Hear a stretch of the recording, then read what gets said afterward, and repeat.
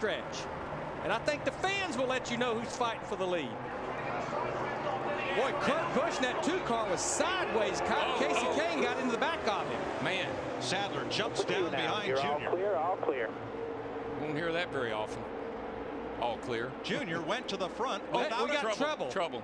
David Reagan in the 6, Joey Logano in the 20. And Robbie Gordon. Scott Speed, the 82, and Greg Biffle are in it. Caution out. Well, that didn't take long. Look at Scott Speed in the 16 of Greg Biffle. Watch Speed. Logano in the 20 on the right underneath Jeff Gordon. That actually starts, I think, a little further up here. It does. Robbie Gordon in the 7 gets into the back of David Reagan in the 6, and it's the accordion effect from there. And Joey Logano in the 20 just gets clipped as Scott Speed, the 82, comes off the banking. Second wreck at Scott Jeff Speed's Gordon been in that He was in 24. Scott was in a wreck last night here, very similar.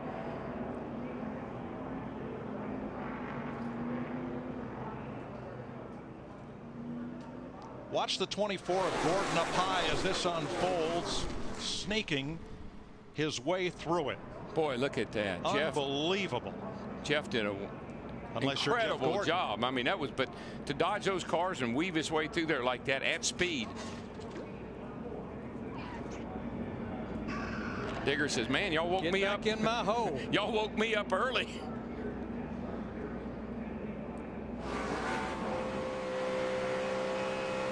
Looking back from Jimmy Johnson as David Reagan tries to whoa up and gets tagged. Now let's ride with Joey Logano, the rookie. Oh, almost made it by.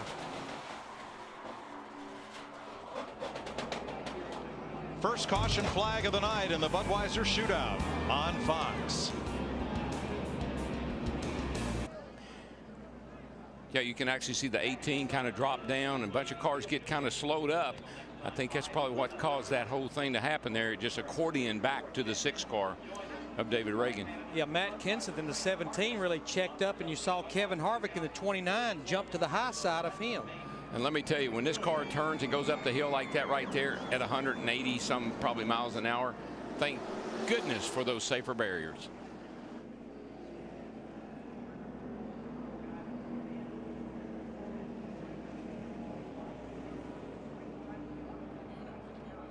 This is what you call push loose. This thing comes off the corner.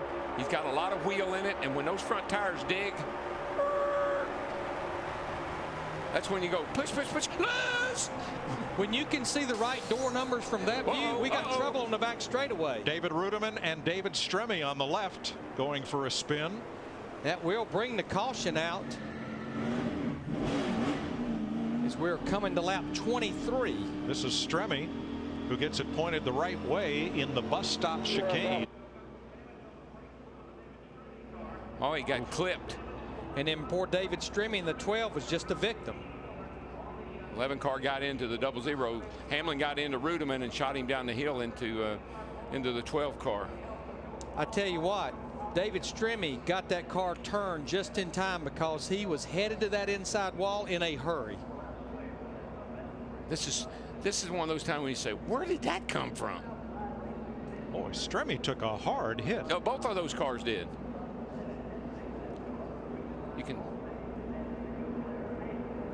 South Bend, Indiana's David Stremme has made it back to pit road, as has Ruderman. Caution for the second time tonight in the Budweiser Shootout of 2009. Both cars able to continue. Car got faster when it got to the grass, I think.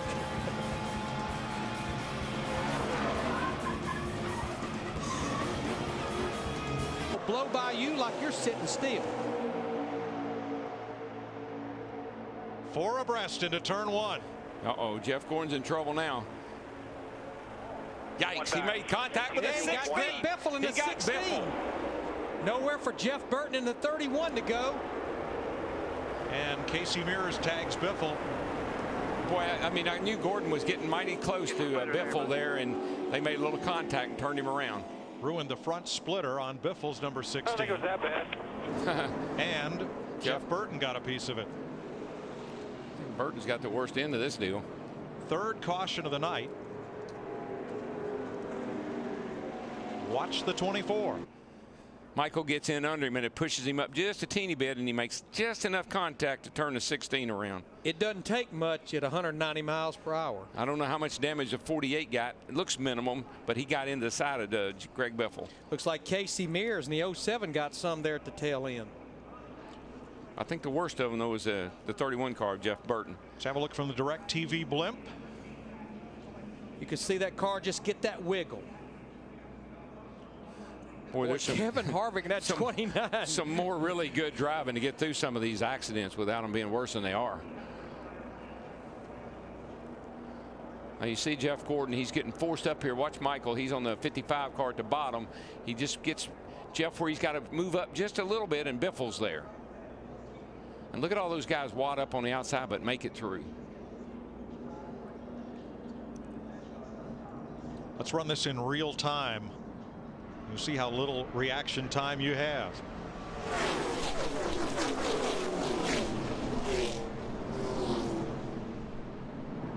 Let's ride with Jimmy Johnson.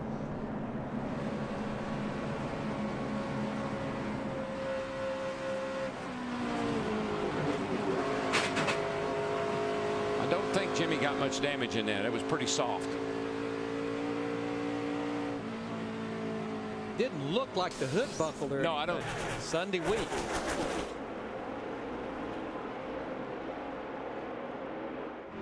Michael Waltrip. I think it's fallen off the pace. Tire. Yeah, I hit the wall. Yeah, I could hear something flapping around. I guess it's a tire. And once again, Kevin Harvick's damaged car has lost the draft. So it's a 20-car train from front to back. Here's what happened to Michael.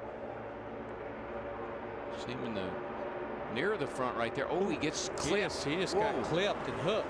Oh, he did. It looked like maybe Elliott Sadler got into him. Man, that sent everybody.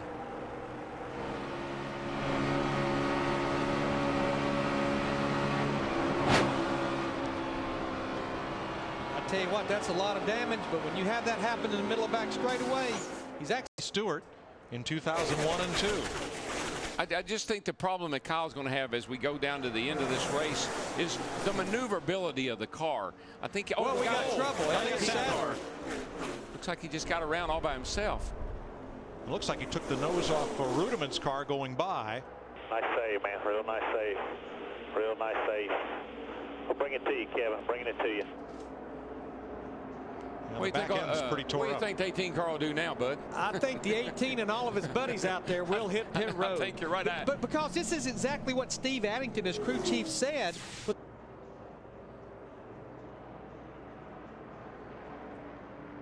Just got tapped from the back from David Stremme in that 12 car. Did you see how that car lifted up and the roof flaps deployed and the car just set right back down? You know what happened, though, Larry? I think that the 19 got just a little wee bit loose. Maybe had to get up out of the throttle, and that's how come Stremme got into him. Right. Watch the gap between Sadler and the car in front of him. We won't see it from this angle open up. This is the Verizon onboard camera for Stremme. Yeah, you're right. Yeah, see, Stremme had to start playing with the throttle, and I don't know what happened to Elliott's car, but it just got a little bit loose. Looked like he had to lift up a tad, and when he did, Stremme got into the back of him.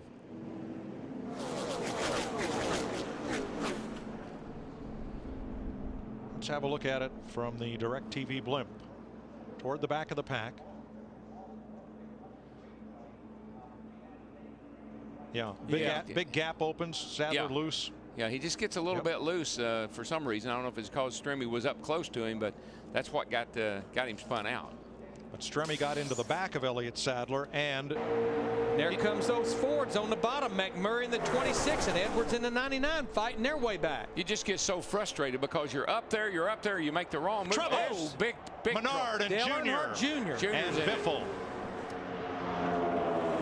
Right there. He's digging there. You got one slide in the grass. He's digging.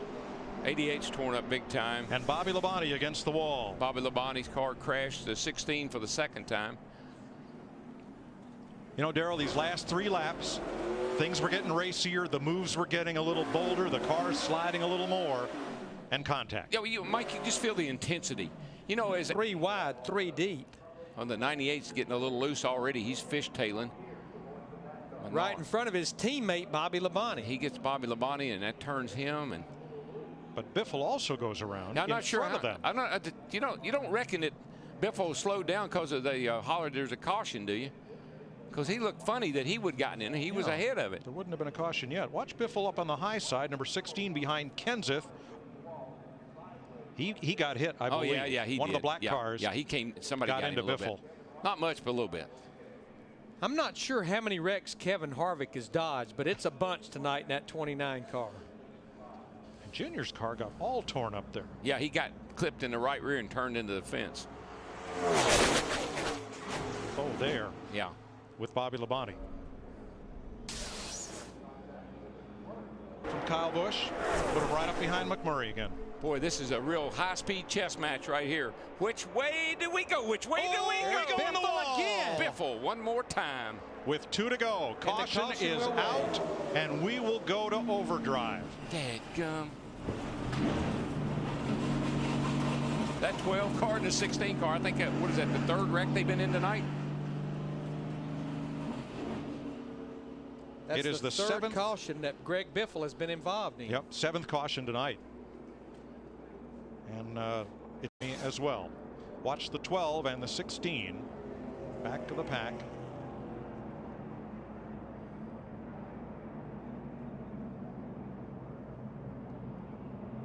The 12 just gets this pushing up the hill, and he gets into Biffle. So I'm telling you, sometimes you got the wheels turning, the thing just will not stop. It just keeps going up the hill. Watch from our Verizon wireless onboard on Stremmy's Penske machine. Clear low, outside. Did you hear him? I mean, he lets off, but it doesn't do any good at all. It just keeps on washing up the track. But Darrell, my question is, did the wreck at the back? McMurray didn't get that great of a restart.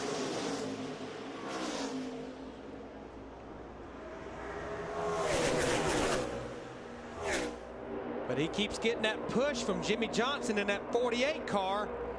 And there's Harvick jumps down to the low side as well. But the 48 lost its momentum. McMurray gets away just a little bit. The most important person on Jamie McMurray's team right now, besides McMurray, is that spotter on top of the grandstand. I tell you what, that Ford, that 26, though, it hustles when it gets on that straightaway.